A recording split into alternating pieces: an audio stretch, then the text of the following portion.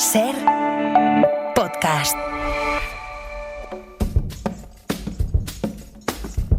Hoy por Hoy Magazine.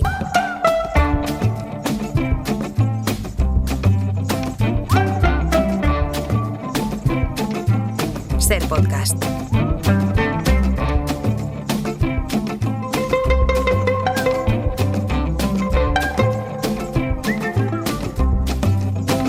You know you better stop making your apology. Eduardo Barba, buenos días. Buenos días, Ángel. Ya saben que nosotros llamamos a esta sección meterse en un jardín o el jardinero fiel, depende de cómo nos da el día. Pero hoy nos vamos a meter en un jardín literalmente, porque es verdad que nos metemos en el jardín de nuestra terraza, en el jardín de nuestros pasillos, los oyentes se meten en el jardín de sus balcones, de sus ventanas, pero hoy vamos a recorrer unos cuantos jardines, de verdad. Eso es, Ángels, porque lo que vamos a hacer hoy va a ser pues visitar algunos de estos jardines y parques de nuestro país que nos gustan, ¿no? Que nos emocionan especialmente, porque España habría que decir que es uno de los países con una tradición jardinera más fuerte y más potente, y de nuevo, como es idiosincrasia de este país, no valorada suficientemente. Eso sí, si nuestros jardines estuvieran en una Alemania o en un Reino Unido, serían internacionalísimamente conocidos y estarían muy bien mantenidos. Muchos lo están, pero otros están un poquito olvidados. Y aquí lo que vamos a hacer hoy es un poco dar un salto, como si fuéramos una pequeña ardilla de un lado para otro, visitando algunos de estos jardines maravillosos de nuestro país. Pues venga, cierren los ojos. Bueno, primero contamos también con su colaboración al 900-100-800 para que nos llamen y nos cuenten el jardín que a ustedes les emociona especialmente, que visitan con asiduidad o que una vez lo vieron y pensaron, pero qué cosa más bonita es esta. Y mientras tanto nosotros vamos a ir saltando por la geografía de España y vamos a ir conociendo jardines de la mano de Eduardo Barba. Vamos a empezar ¿por dónde? Pues si te parece bien, Ángels, vamos a comenzar por tu tierra, por Barcelona, y vamos a un lugar que para mí es realmente mágico, es el Jardín Botánico Histórico de Barcelona. Que yo puede hacer 1000 años que no lo visito. 1000 años que no visitas, da igual porque lleva mucho tiempo y te está esperando todavía allí, y es una cosa que además muchos barceloneses se confunden con el Jardín Botánico Moderno, que está un poquito más arriba del Montjuïc, sí. No tiene nada que ver, ese se inauguró en 1999, pero estamos hablando de un jardín histórico que es centenario y que lo curioso es que se construyó en dos grandes cavidades que dejaron las canteras. Era una zona de canteras en el Montjuïc y se aprovecharon por Pio Fontquert, uno de los maravillosos botánicos que ha dado este país, pues ideó allí la instalación de estos jardines en esas cavidades enormes. Y una de ellas tiene una singularidad, que es que si bajamos al fondo nos vamos a encontrar allí con varios árboles que son auténticos gigantes. Crecen en la parte más baja de la hondonada, de una de estas dos hondonadas, y son pues un fresno rojo americano, por ejemplo, o el fresno de hoja estrecha, o un nogal alado de Redder, que son árboles americanos normalmente, el primero y el último, que crecen a alturas de 30 metros. ¿Por qué?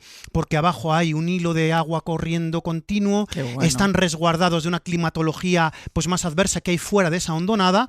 Cuando llega el verano tienen mucho más frescor por estar en esa hondonada. Baja unos grados la temperatura. Exacto, es como una especie de bosque encantado. Así que maravillosa visita, Jardín Botánico Histórico de Barcelona, para bajar allí y rodearse de esa fronda. No se confundan con el otro que has dicho que era Jardín Botánico. El Jardín Botánico Moderno de 1999. Vale, que yo creo que es el que mayoritariamente la gente conoce. Maravilloso también, ¿eh? No, claro. A ver, visitar un jardín, Eduardo, tiene que estar muy mal cuidado como para no disfrutarlo. Es decir, que el Jardín Botánico de Barcelona es maravilloso, pero visiten, si van a Barcelona o si están ahí, el Jardín Botánico Histórico, y sobre todo presten atención a estos árboles que crecen ahí, que son enormes.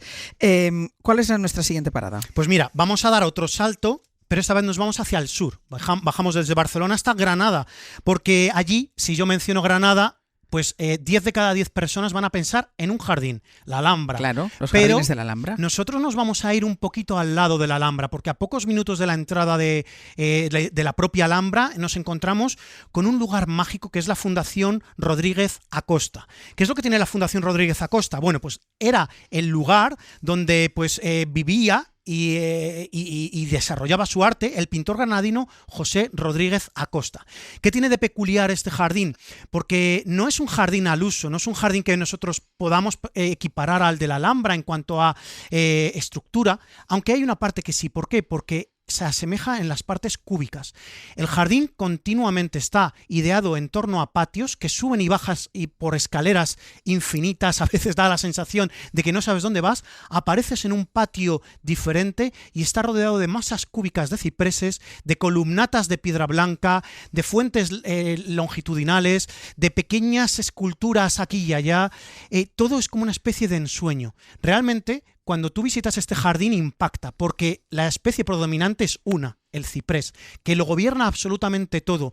Pero está también ideado este jardín lleno de patios que están en distintas alturas que realmente lo hace muy especial. Yo no conozco a nadie que haya estado en este jardín y que no se vaya con un recuerdo de decir, la Fundación Rodríguez Acosta, qué jardín más increíble. ¿Y juegas culturalmente con los cipreses? Es decir, ¿están tallados de manera que los convierten en esculturas prácticamente? Esculturas totalmente, porque además de estos muros y de estas balaustradas que se hacen con los propios cipreses, hay una estructura que es muy única dentro de Granada, que son las bailarinas. Las bailarinas es una estructura que se hacía antiguamente y que consistía en unir las copas de varios cipreses plantados en círculo, se unían las copas, se ataban entre sí y generaban un cenador.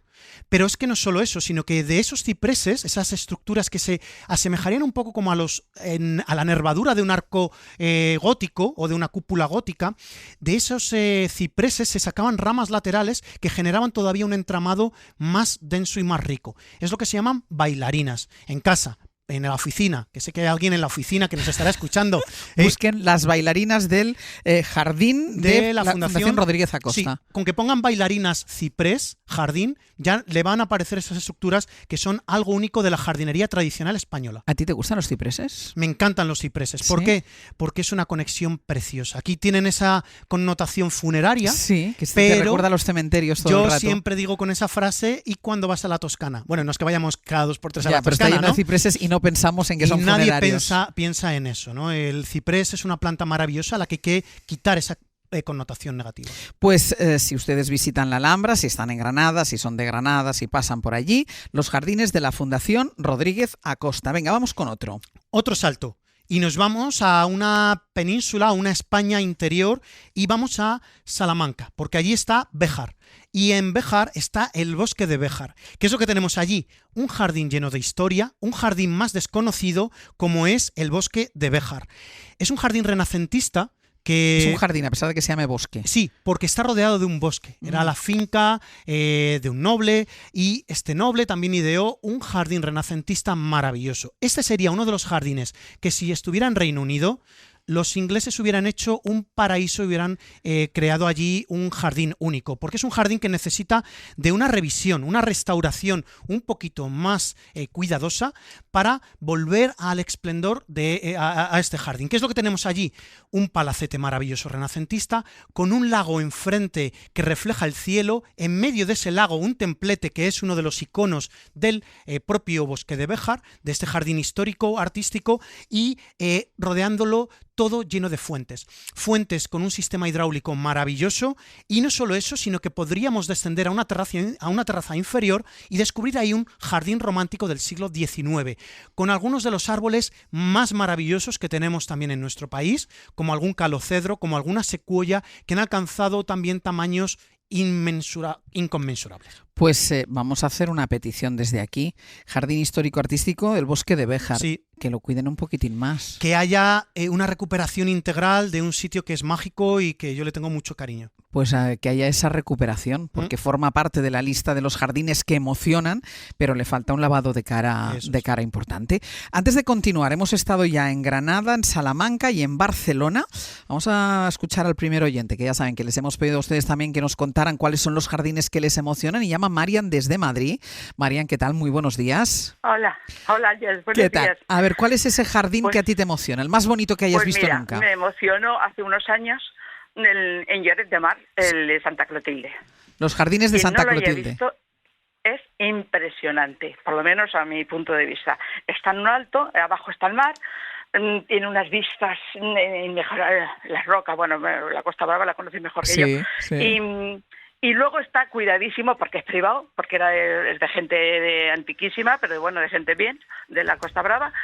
y está muy cuidada. Fue un regalo que le hizo, no sé, un marido a una esposa, en fin, pero estaba con no sé, es que no me acuerdo bien la historia. Sí. En resumidas cuentas, para abreviar, y yo no tengo, hay que ser muy específico para la clase de árbol, pero es impresionante a la vista, de columnas, de figuras, de escenas, de cenadores, impresionante, cuidadísimo, claro, por algo se paga. Y todo eso, Marian, con el mar de fondo.